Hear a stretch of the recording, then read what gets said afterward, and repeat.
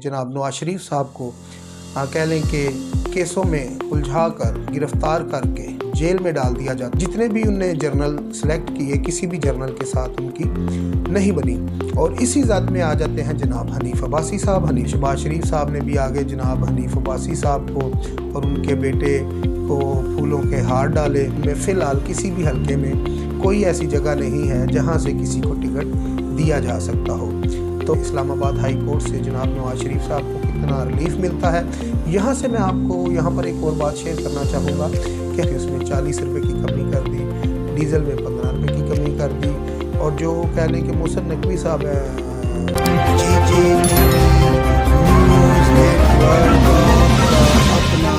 अस्सलाम वालेकुम नाज़रीन, JJTV के प्लेटफॉर्म से मैं हूं सुल्तान और आप देख रहे हैं मेरा YouTube चैनल।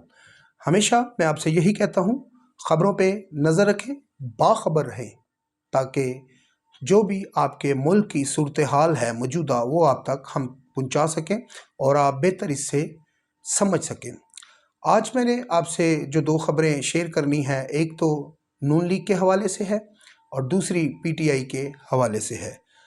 उससे पहले ख़बरों की तरफ आगे बढ़ने से पहले मैं आपको बता दूं कि हमारे चैनल को लाइक करें, शेयर करें और सब्सक्राइब करें, ताकि ऐसी बेहतर हम आपके लिए मालूमात लेकर आ सकें। नाज़रीन, 2018 इलेक्शन चल रहा था। इलेक्शन की कैंपेन पूरी ज़ोरों शोर से चल रही थी। 2018 में जैसा कि आपको मालूम है, 2017 में जनाब नवाज शरीफ साहब को कह लें कि केसों में उलझा कर गिरफ्तार करके जेल में डाल दिया जाता है और फिर उनकी जगह पे जो वज़ीर आज़म लाया जाता है वो है शहीद खाकान अब्बासी साहब को। और उसी के दौरान ये पार्टी तोड़ने की कह लें कि जो मुहिम थी, जो तैयारी थी, वो भी ज़ोरों पे थी। इसी के बीच में एक आ जाते हैं NA 60 से मुस्लिम लीग नून के कैंडिडेट हनीफ अब्बासी साहब। हनीफ अब्बासी साहब के ऊपर कह लें कि एक एफेड्रीन का केस था जो एंटी नारकोटिक्स की जानिब से बनाया गया था और वो तकरीबन केस जो है 11 साल तक चलता रहा।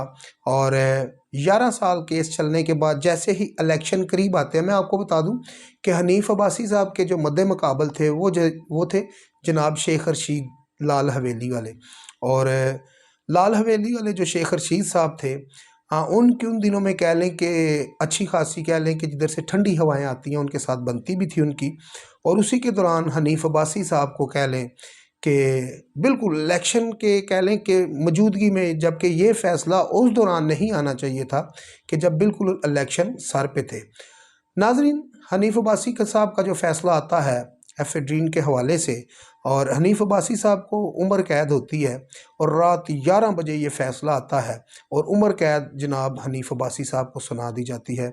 उनके कह लें कि वोटर और सपोर्टरों की जानिब से काफ़ी मजम्मत भी की जाती है और काफ़ी कह लें कि रुकावट भी डाली जाती है कि हनीफ अब्बासी साहब को जेल ना ले जाया जाए। हनीफ अब्बासी साहब जो उनके वर्कर होते हैं वो मुंह पे उंगली रखते हैं और उनको कहते हैं आप चुप कर जाएं। उन दिनों में मियाँ जनाब नवाज शरीफ साहब ने एक नारा निकाला था इस्टेब्लिशमेंट के हवाले से कि मेरे ये दुश्मन हैं और मेरा जो मुकाबला है, मेरी जो लड़ाई है वो इमरान खान साहब के साथ नहीं बल्कि इन लोगों के साथ है। खैर, वो हमेशा इस्टेब्लिशमेंट के साथ उनकी बनी नहीं और नवाज शरीफ साहब की हमेशा इस्टेब्लिशमेंट के साथ लड़ाई ही रही, क्योंकि नवाज शरीफ साहब ऐसे वज़ीर आज़म हैं जो मुल्क पाकिस्तान में 3 दफ़ा वज़ीर आज़म रह चुके हैं। और कह लें कि इन 3 दफ़ा वज़ीर आज़म बनने के दौरान किसी एक भी कह लें कि उनकी कह लें कि जर्नल के साथ नहीं बनी। जितने भी उनने जर्नल सेलेक्ट किए किसी भी जर्नल के साथ उनकी नहीं बनी। और इसी ज़द में आ जाते हैं जनाब हनीफ अब्बासी साहब। हनीफ अब्बासी साहब को जी उम्र कैद हो जाती है और उम्र कैद होने के बाद नवाज कह लें कि जो हनीफ अब्बासी साहब हैं वो 11 कैद। जी अस्सलाम वालेकुम, क्या हाल है दोस्तों। नून लीग के शेरों, हनीफ अब्बासी साहब को उम्र कैद की जो सज़ा हुई है, आज उम्र कैद की सज़ा शेख रशीद शीदे टली को भी होगी है। अब रो रहा है, तरले डाल रहा है कि चीफ जस्टिस साहब को मैं रिक्वेस्ट करता हूँ कि इलेक्शन करवाएं। और इलेक्शन तुम्हें किससे लड़ना है? हाँ जी, शेर के साथ तुम्हारा मुकाबला नहीं अब हो सकता, ठीक है। अब बेटा इंतज़ार करो, तुमने जितने पापड़ बेलने थे ना इधर उधर मिल के, चोर रास्ते से तुम आना चाहते थे, चोर दरवाजे से अंदर आना चाहते थे, आज तुम ना अंदर आ सकते हो और इंशाअल्लाह पार्लियामेंट हाउस से भी तुम बाहर हो। शेरों के साथ तुम्हारा कोई मुकाबला नहीं। आज तुम पीटीआई को साथ मिलाकर एक रैली और एक जलसा निकाल रहे हो। ठीक है, जाके अपनी रैली और अपनी जलसे की हालत देखो। ये तुम्हें पता चल जाएगा कि पिंडी की आवाम तुझे कितनी नफ़रत करती है तेरे से। और शेरों की जो जमात है, शेरों के साथ बकरियों का कभी मुकाबला नहीं होता। शेर को बांध के तुम क्या अपने आप को एक कैंडिडेट समझते हो, एक लीडर समझते हो? तुम कुछ भी नहीं हो। तुम खाड़े में उतरने के, खाड़े के करीब खड़े होने के भी लायक नहीं। आज ये शेर हैं जो 10 साल सज़ा होने के बावजूद पाकिस्तान में है। मुशर्रफ वो है जो मुक्का तो दिखाता था लेकिन पाकिस्तान में गुस्सा नहीं है।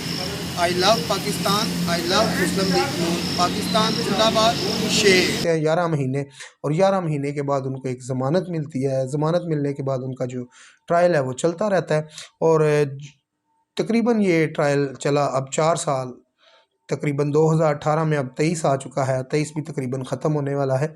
तो आज यानी कि नाजरीन आपको मालूम है कि लाहौर हाई कोर्ट ने एक फ़ैसला दिया कि जो हनीफ अब्बासी साहब को उम्र कैद हुई थी, उस सज़ा को आज लाहौर की अदालतों ने कलादम करार देकर हनीफ अब्बासी साहब को बाइज़्ज़त बरी कर दिया है।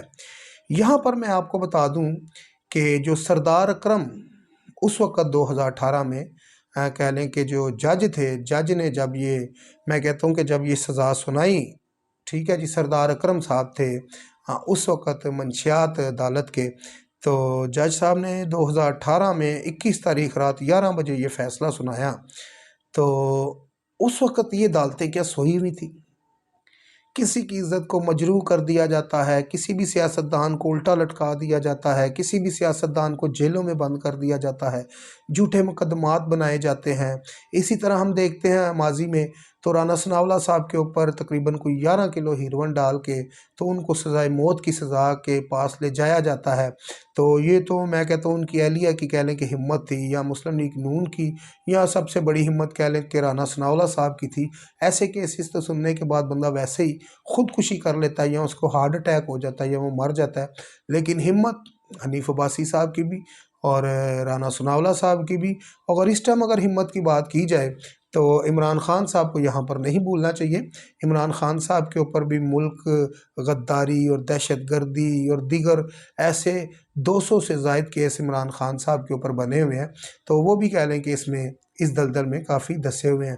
तो ये हमारे एक अमूमन आपने देखा होगा मेरे साथ शहजाद सत्ती साहब बैठते हैं तो कहते हैं ये मतफ़ाक़ अमल है कि जो बीजा था वो अब काटना भी है। तो मकसद ये है बात करने का कि आज जनाब किसी को दुख, किसी को खुशी और किसी को तकलीफ़ और किसी को परेशानी भी हो रही होगी कि जनाब हनीफ अब्बासी साहब रिहा बरी क्यों हो गया। हनीफ अब्बासी साहब का जो केस है वो कैसे ख़त्म हो गया, ये ख़त्म नहीं होना चाहिए था। उसकी वजह ये है कि जो हनीफ अब्बासी साहब के मुखालफीन हैं, शेख रशीद साहब हैं, फिर उनके कह लें कि पीटीआई में जाने वाले उनके भतीजे हैं, शेख राशिद शफीक साहब हैं, और दीगर ऐसे जितने भी उनके मुखालफीन हैं, आज वो उनको तो रात को नींद नहीं आएगी। लेकिन हनीफ अब्बासी साहब मैं कहता हूँ कि आज बड़े पुरसकून सोएंगे। और उनके इस्तकबालिया के लिए आज 6 बजे टाइम भी रखा हुआ था। और जैसे ही लाहौर हाई कोर्ट से हनीफ अब्बासी साहब को कह लें कि डिस्चार्ज किया जाता है, उनका केस कह लें कि कलादम करार उनकी सज़ा दी गई, तो हनीफ अब्बासी साहब कह लें कि पहुँचे अपना शहबाज शरीफ साहब के घर में, और उनने शहबाज शरीफ साहब ने भी आगे जनाब हनीफ अब्बासी साहब को और उनके बेटे को फूलों के हार डाले और उनको मुबारकबाद दी। और उसके बाद कह लें कि 6 बजे हनीफ अब्बासी साहब का इस्तकबाल था, यानी कि रावलपिंडी में उनके अपने हलके में। अच्छा नाज़रीन, यहाँ पर मैं आपसे एक बात शेयर कर दूँ कि अगर NA 60 में दोबारा हनीफ अब्बासी इलेक्शन लड़ता है तो NA 60 में चौधरी तनवीर साहब के बेटे ने भी कागज़ जमा करवाए हुए हैं, और सजाद खान कमेटी चौक से इनने भी कागज़ जमा करवाए हुए हैं NA 60 से। अब आने वाला वक्त ये बताता है या देखते हैं कि हनीफ अब्बासी साहब कौन से हल्के से इलेक्शन लड़ेंगे, क्या NA 60 से लड़ेंगे, क्या सजाद खान साहब NA 60 से इलेक्शन लड़ेंगे। यहाँ पर काफ़ी सारी ऐसी बातें हैं जो अभी सामने आनी बाकी हैं। अभी तो खाली कह लें कि हनीफ अब्बासी साहब का केस ख़त्म हुआ है और जो है कि मुस्लिम लीग नून की जानिब से अब देखते हैं कि टिकट किसको मिलती है। यहाँ पर मुझे एक शेख रशीद साहब की बात याद आ जाती है। शेख रशीद साहब कहते हैं जी नून लीग से शीन निकलने वाली है। अब शीन वो शहबाज शरीफ साहब को कहते हैं और इसमें कोई दो राय नहीं है कि अगर हनीफ अब्बासी साहब अब आ चुके हैं, फिर आगे से सजाद खान साहब भी खड़े हैं और दीगर एक दो ऐसे और कह लें कि मुस्लिम लीग नून के कह लें कि मजबूत कैंडिडेट हैं जिनने NA 60 से कागजात दे नामजदगी जमा करवाई हुई है और वो NA 60 से टिकट के तलबगार हैं।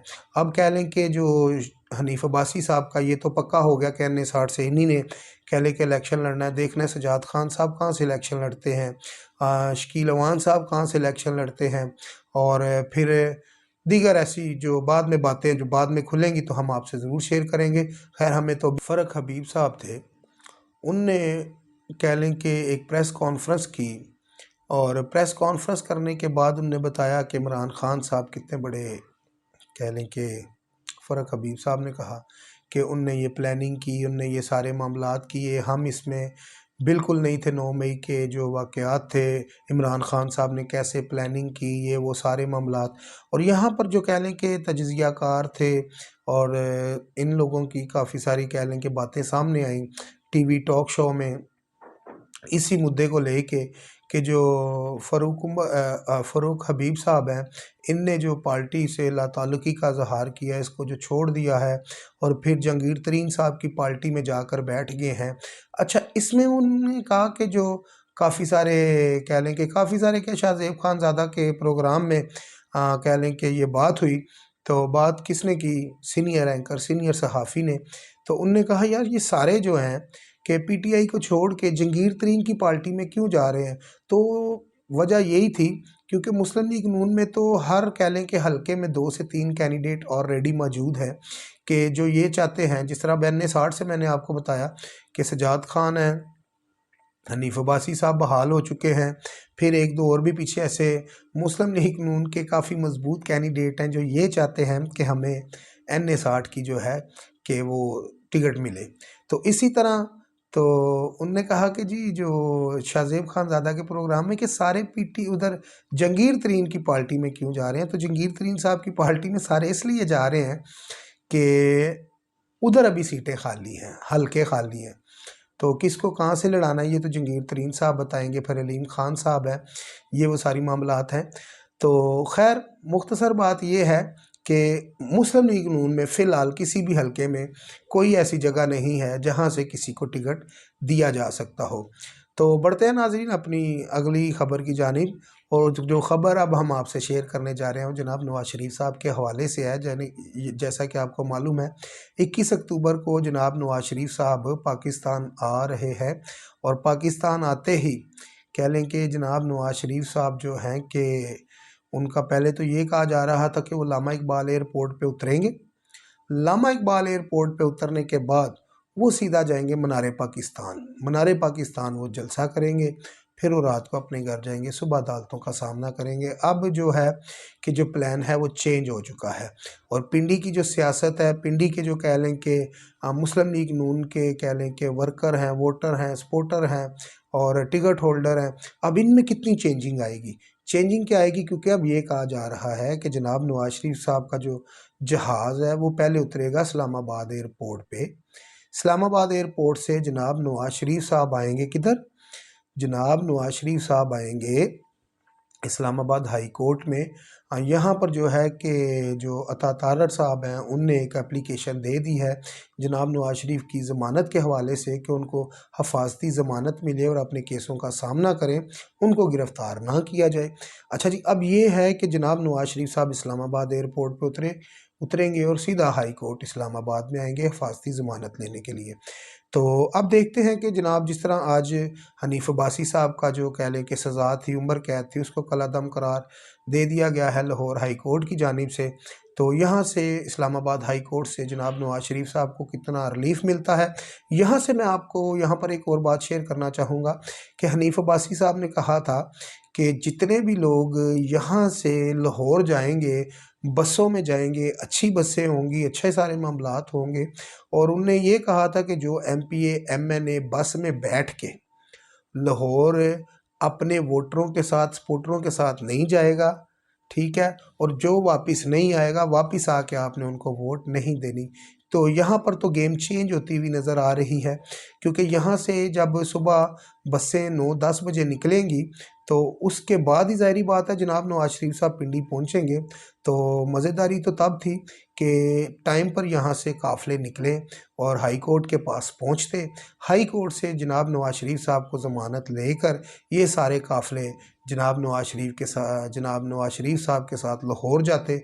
तो फिर तो ये कोई गेम समझ आती है। लेकिन गेम में जो चेंजिंग है वो ये है कि जितनी भी पिंडी से जाने वाले कारकुन हैं, वोटर हैं, सपोर्टर हैं, वो लाहौर पहुंचेंगे, वो रास्ते में होंगे तो पीछे से जनाब नवाज शरीफ साहब कह लें कि इस्लामाबाद पहुंचेंगे, ज़मानत लेंगे, और उसी कह लें कि प्लेन में जनाब नवाज शरीफ साहब लाहौर चले जाएंगे।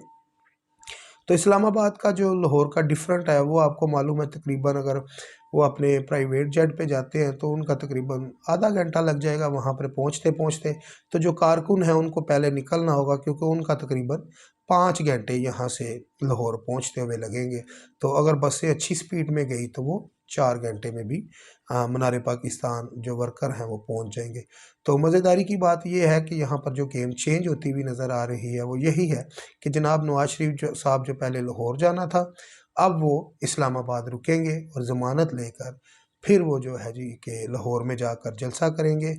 अच्छा नाज़रीन, यहाँ पर मैं एक बात आपको बता दूं कि गौर फ़िक्र वाली बात ये है कि जनाब नवाज शरीफ आ रहे हैं, महंगाई अरूज पे है, और जो PDM की हुकूमत थी 16 महीने, इनने भी महंगाई अरूज पे ले गए। फिर जो इमरान खान साहब की हुकूमत थी, इसके दौरे हुकूमत में भी जो महंगाई है वो काफ़ी पीक पे चली गई थी। अच्छा, यहाँ पर अगर हम बात करें, जो निगरान सेटअप बैठा हुआ है, आज 2 दिन पहले ही निगरान सेटअप ने जो पेट्रोल की जो कीमत थी उसमें 40 रुपये की कमी कर दी, डीज़ल में 15 रुपये की कमी कर दी, और जो कह लें कि मोहसिन नकवी साहब हैं, वज़ीर आला जो है पंजाब के, वो काफ़ी सारी कह लें कि एक्टिविटी दिखा रहे हैं, हॉस्पिटलों में जाकर भी देख रहे हैं, और उनका जो है कि बसों के किराए में या इस तरह दीगर चीज़ों में भी वो काफ़ी देख रहे हैं कि भाई कि कोई पेट्रोल में कमी आने की वजह से कोई कह लें कि अच्छी खासी कह लें कि कमी आई है या नहीं आई, क्या बेहतरी आई है कि नहीं, किरायों में कह लें कि जो ट्रांसपोर्टर माफिया है उनने कमी की है कि नहीं की। ये काफ़ी सारी एक्टिविटी मोहसिन नकवी साहब कर रहे हैं। तो सैयद आसम मुनीर साहब के हवाले से अगर आपको बताता हूँ तो सैयद आसम मुनीर साहब ने जो हमारे जनरल हैं, आर्मी चीफ़ है, तो सैयद आसम मुनीर साहब ने भी काफ़ी ऐसा काम किया हुआ है मुल्क पाकिस्तान में। जो दीगर कह लें कि स्मगलर थे, जो डॉलर को स्मगलिंग कर रहे थे, तो जिसकी वजह से हमारी जो मईशत थी वो बैठती जा रही थी, तबाह होती जा रही थी, और जो हमारा रुपया था वो डीवैल्यू होता जा रहा था, तो डॉलर दिन ब दिन आसमानों को छू रहा था। तो सैयद आसम मुनीर साहब की कोशिशों से डॉलर भी नीचे आया और हमारा जो रुपया था वो भी पावरफुल हुआ, और जो है कि सोना जो गोल्ड है ये तकरीबन 2,35,000 2,40,000 तक जा चुका था, इसको भी डिवैल्यू किया गया, ये भी नीचे आया, और अब जो है कि जाकर पेट्रोल भी नीचे हुआ। अच्छा नाज़रीन, जब डॉलर नीचे आया तो मैंने बहुत सारे व्लॉग में यही बात की कि जब डॉलर नीचे आ रहा है तो पेट्रोल क्यों नहीं नीचे आ रहा। ये बड़ी हैरत अंगेज़ सोचने वाली बात थी कि जो है कि पेट्रोल क्यों नहीं नीचे आ रहा। तो अब जाकर जी पेट्रोल 40 रुपये नीचे आया है और डीज़ल 15 रुपये नीचे आया है। ये जो पेट्रोल है, ये जो डॉलर है, कम से कम 200 पर आना चाहिए जी, जो आपका डॉलर है, और ये जो है आपका पेट्रोल है ये तकरीबन 200 से भी कम होना चाहिए लीटर। उसकी वजह ये है कि ये गरीब मुल्क है, ठीक है जी, और इसमें कह लें कि इतनी सख्त नहीं है कि एक तो आप पेट्रोल के ऊपर टैक्स भी लगाएं, लेवी भी लगाएं, और मज़ीद ऐसी जो है कि आपके जो टैक्सीज़ हैं वो भी आप लें, पेट्रोल पंपों पे भी आपने टैक्स लगाए हुए हैं, पेट्रोल के ऊपर भी आपने टैक्स लगाए हुए हैं, कितने टैक्स लेंगे। तो लिहाजा कोशिश करें, गवर्नमेंट से मेरी रिक्वेस्ट है कि इस आवाम को रिलीफ दें, तो ताकि ये अवाम आपको दुआएं दे सके। और अगर आसिम मुनीर साहब, सैयद आसिम मुनीर साहब आर्मी चीफ और जो निगरान सेटअप है, तो ये अगर मुल्क को बेहतरी की तरफ लेके जाती है तो फिर अवाम को मेरा ख्याल है ना तो इमरान खान की ज़रूरत है ना ही नवाज शरीफ की ज़रूरत है। उसकी वजह यह है कि अवाम को चाहिए रिलीफ। तो रिलीफ अगर सैयद आसिम मुनीर साहब देते हैं या निगरान सेटअप देता है तो कोई भी नहीं ये चाहेगा कि इलेक्शन हो या नवाज शरीफ साहब आए या फिर इमरान खान साहब आए।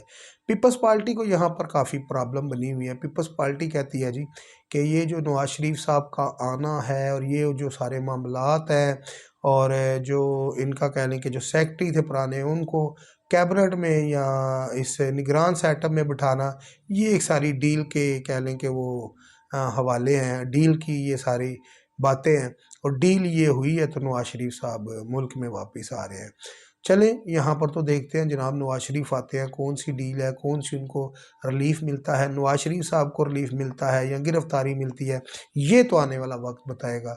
यहाँ पर अपने भाई सोनू सुल्तान को इजाज़त दीजिए, मिलते हैं अगली वीडियो में। अल्लाह हाफिज़।